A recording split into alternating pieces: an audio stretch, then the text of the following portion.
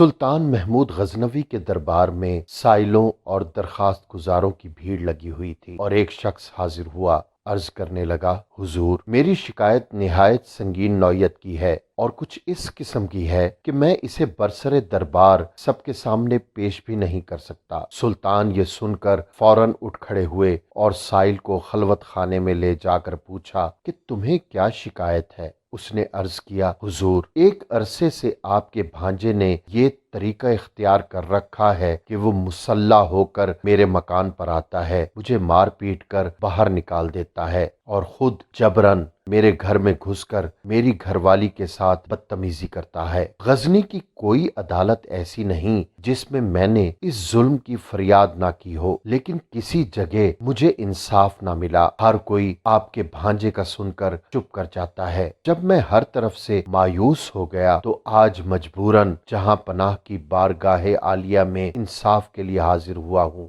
آپ کی بے لاگ انصاف پروری، فریاد رسی اور رعایا سے بے پناہ شفقت پر بھروسہ کر کے میں نے اپنا حال عرض کر دیا ہے۔ خالق حقیقی نے آپ کو اپنی مخلوق کا محافظ اور نگہبان بنایا ہے۔ قیامت میں رعایا اور کمزوروں پر مظالم کے نتیجے میں آپ خدائے قہار کے روبرو جواب دہ ہوں گے۔ اگر آپ نے میرے حال پر رحم فرما کر انصاف کیا تو بہتر ہے، ورنہ میں اس معاملے کو منتقم حقیقی کے سپرد کر کے انصاف کا انتظار کروں گا۔ سلطان پر اس واقعے کا اتنا گہرا اثر ہوا کہ وہ بے اختیار آبدیدہ ہو گئے اور سائل سے کہا، تم سب سے پہلے میرے پاس کیوں نہ آئے؟ تم نے ناحق اب تک یہ ظلم کیوں برداشت کیا؟ سائل نے عرض کیا، حضور، میں کافی عرصے سے اس کوشش میں تھا کہ کسی طرح بارگاہ سلطانی تک پہنچ پاؤں، مگر دربانوں اور چوبداروں کی رکاوٹوں نے کامیاب نہ ہونے دیا۔ اللہ ہی جانتا ہے کہ آج بھی کس تدبیر سے یہاں تک پہنچا ہوں۔ سلطان نے سائل کو اطمینان اور دلاسا دے کر تاکید کی کہ اس ملاقات اور گفتگو کا کسی سے ذکر نہ کرنا، اور اب جس وقت بھی وہ شخص دوبارہ تمہارے گھر آئے اسی وقت مجھے اس کی اطلاع کر دینا۔ میں اس کو ایسی عبرتناک سزا دوں گا کہ آئندہ دوسروں کو ایسے مظالم کرنے کی جرت نہ ہو سکے گی۔ بادشاہ نے دربانوں کو بھی اس شخص سے شناسا کروایا تاکہ وہ اسے دربار آنے دیں۔ اس ملاقات کے بعد 2 راتیں گزر گئیں مگر سائل نہ آیا۔ سلطان کو تشویش ہوئی کہ نامعلوم اس غریب کو کیا حادثہ پیش آیا ہوگا۔ وہ اسی فکر میں پریشان تھے کہ تیسری رات کو سائل دوڑتا ہوا آستانہ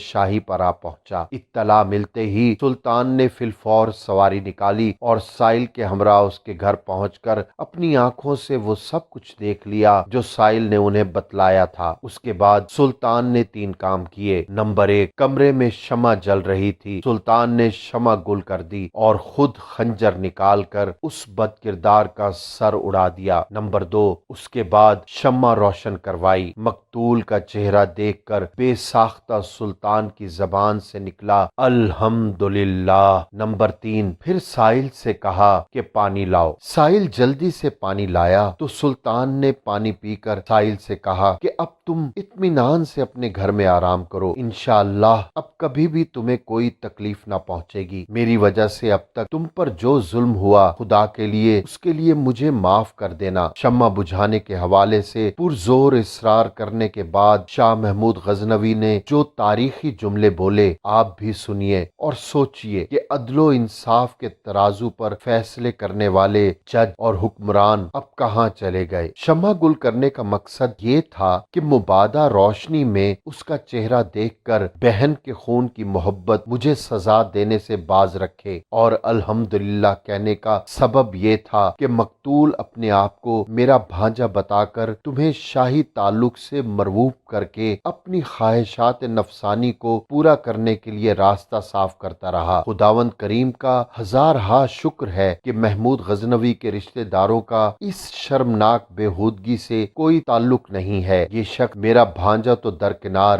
میرا رشتہ دار بھی نہیں ہے، اور پانی مانگنے کی وجہ یہ تھی کہ جب سے تم نے اپنا واقعہ سنایا تھا میں نے عہد کر لیا تھا کہ جب تک تمہارا انصاف نہ کر لوں گا آب و دانہ مجھ پر حرام ہے۔ اب چونکہ میں اپنے فرض سے سبکدوش ہو چکا تھا اور مجھ پر پیاس کا شدید غلبہ تھا، اس لیے میں پانی مانگنے پر مجبور ہو گیا تھا۔ یہ کہہ کر سلطان محمود غزنوی اس کے گھر سے نکل آئے اور اپنے اس انصاف کی بدولت تاریخ میں ہمیشہ ہمیشہ کے لیے امر ہو گئے۔